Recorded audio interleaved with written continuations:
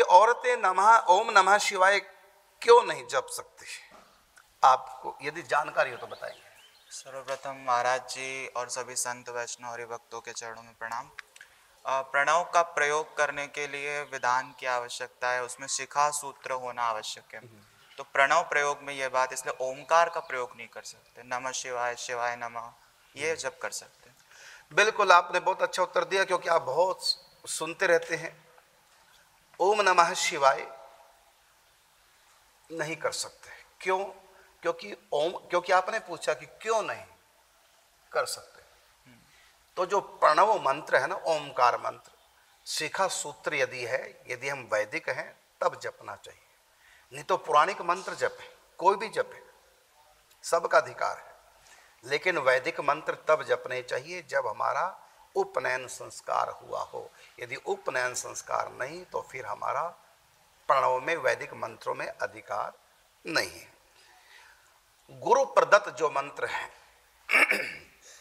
उसी समय आप गुरु से नियम पूछ लें, और फिर गुरु आज्ञा जो है, फिर वहां शास्त्र मत देखो। गुरु आज्ञा करी ऐसी, शास्त्रों का वचन है, गुरु की आज्ञा सर्वश्रेष्ठ है। गुरु की आज्ञा से जप सकते हैं।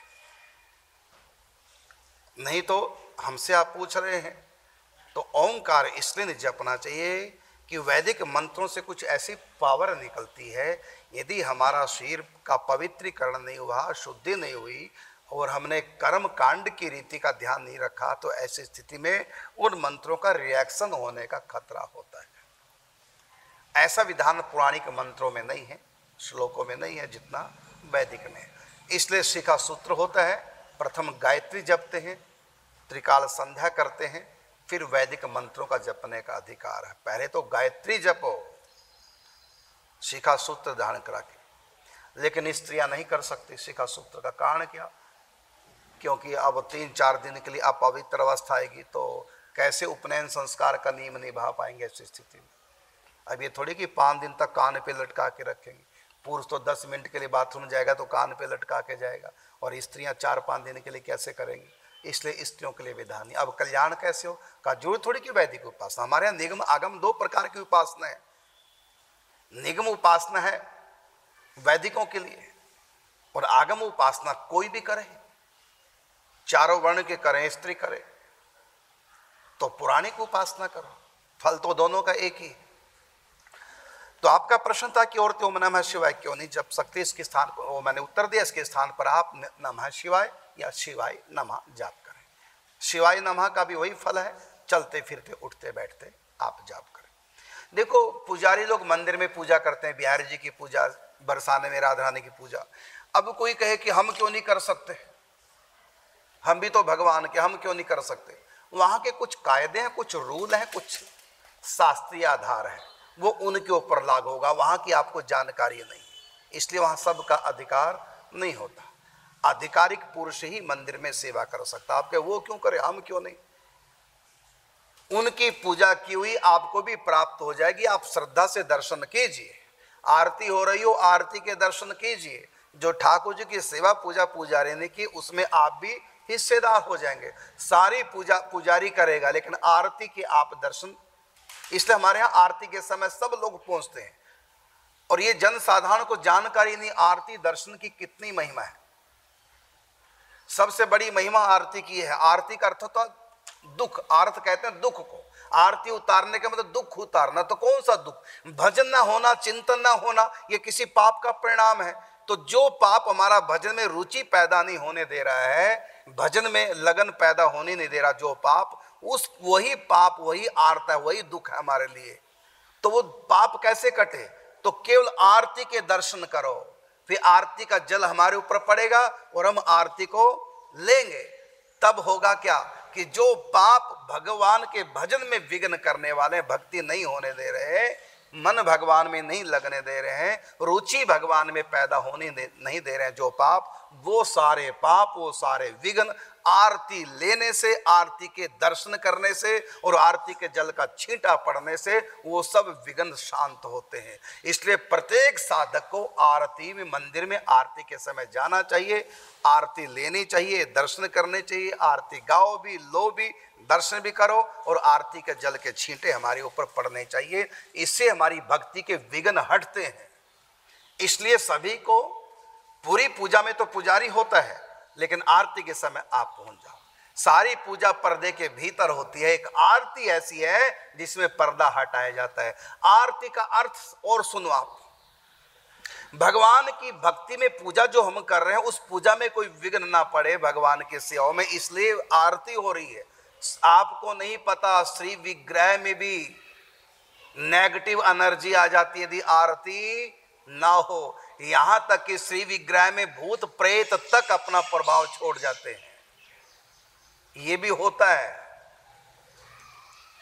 तो यदि विग्रह की आरती ना उतारें तो उसमें नेगेटिव एनर्जी आ जाती है, भूत प्रेत तक अपना डेरा जमा लेते हैं विग्रह में और वहां से आपकी सेवा को स्वीकार करते हैं।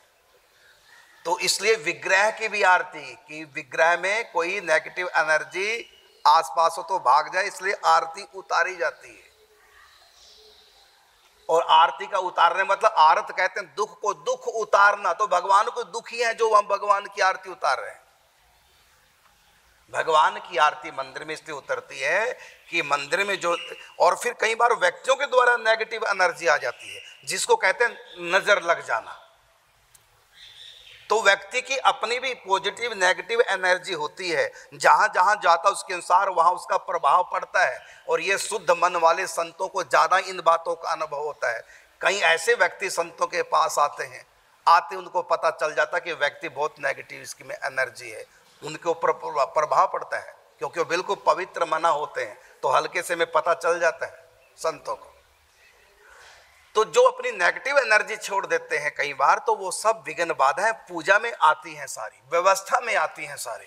इसलिए प्रत्येक मंदिर में आरती होनी चाहिए, जिससे कि आरती में जो माने मंदिर की जो सेवा पूजा उसमें कोई व्यवधान ना पड़े और आरती जो लेते हैं उनकी भक्ति में भी कोई व्यवधान ना पड़े। इसलिए आरती का बहुत माने पूजा का महत्वपूर्ण अंग है ये।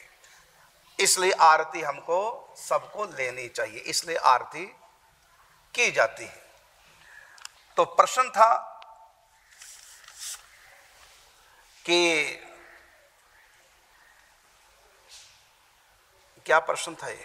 ओम नमः शिवाय। ओम नमः शिवाय का जाप क्या स्त्रियां क्यों नहीं कर सकती? तो अलग अलग विधान है, स्त्री के अलग विधान, पुरुष के अलग विधान। आप कहेंगे स्त्री पुरुष में क्या भेद, भगवान क्या भेद है? अरे भेद प्रकृति में होगा, प्रकृति में कभी साम्यवाद नहीं। यदि प्रकृति साम्य हो जाए, एक समान हो जाए, तो प्रलय आ जाएगी। ये सृष्टि चले ही विषमता से रही, मौसम विषम है, व्यक्ति हर व्यक्ति का अलग अलग स्वभाव। स्त्री बच्चे को माने गर्भ धारण करते हैं, पुरुष थोड़ी गर्भ धारण करेगा। स्त्री बच्चे को जन्म देगी, पुरुष थोड़ी देगा, पुरुष का अलग भाव। स्त्री दूध बच्चे को अपने हृदय का पिलाएगी, पुरुष थोड़ी पिला पाएगा। तो प्रकृति ने स्त्री पुरुष को अलग अलग बनाया है, तो इसलिए अलग अलग विधान है। स्त्री और पुरुषों के लिए अलग अलग विधान सृष्टि में भी, अध्यात्म में भी। और समय समय पर भी होता है, जैसे उनकी गर्भधारण की समय आए, अब 9-10 मास जब चल रहे हैं तो वो कैसे करेंगे, ये सब पवित्र कहा जा रही है। लेकिन ठाकुर जी को उपासना तो कर सकते हैं मन ही मन, ऐसे बैठ के आसन में बैठ के मंदिर में जाके ये सब नहीं कर सकते। तो इसलिए तो कहा कि पति जो करता है स्त्री को आधा मिल जाता। उसका यही कारण है कि पत्नी के पास ऐसे बच्चे को पालन पोषण करना, गर्भ में 9 मास धारण करना, फिर हर महीना अपवित्र अवस्था आ जाना, ऐसी स्थिति में भक्ति नहीं कर पाएगी। तो ऐसी स्थिति में पति जो भक्ति करेगा उसका आधा भाग पत्नी को मिल जाता है। इसलिए कहा गया है, क्योंकि हर प्रकार की भक्ति स्त्री नहीं कर सकती। हाँ, नाम जप और भगवान का चिंतन सबके लिए। तो आप शिवाय नमः हर समय जप कर सकते हैं। ओम नमः शिवाय।